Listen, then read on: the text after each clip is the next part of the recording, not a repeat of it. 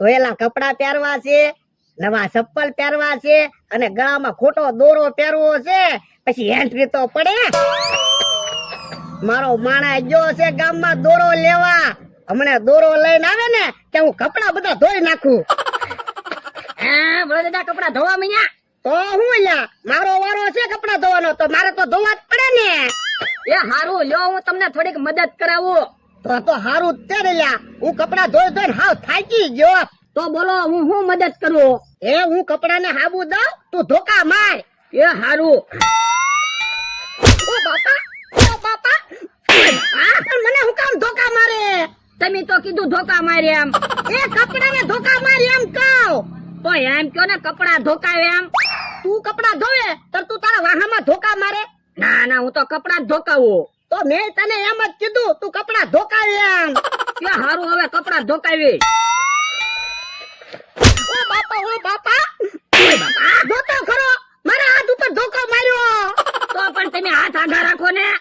એ તારે હવે કપડા ન ધોવા, તું ખાટલે બેસ જા. લઈ મને દોરો આપ. એ હારું હલ્યો. હે આ હું લાવ્યો? એ દોરો.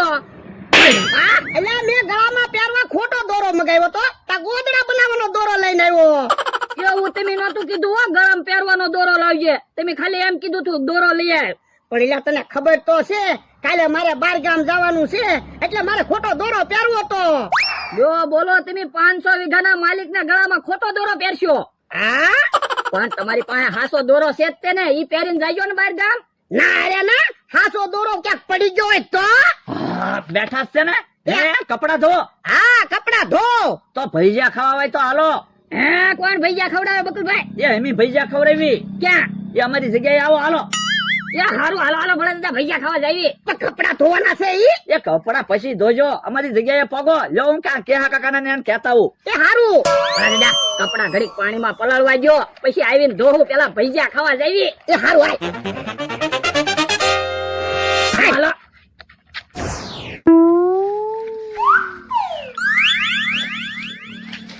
હાલે આમ થા. હે આંબામાં આટલો બધો વજન છે કે તમે બે થી એક આંબો લઈને આવ્યા? પણ આંબા તો વેવી સીવી.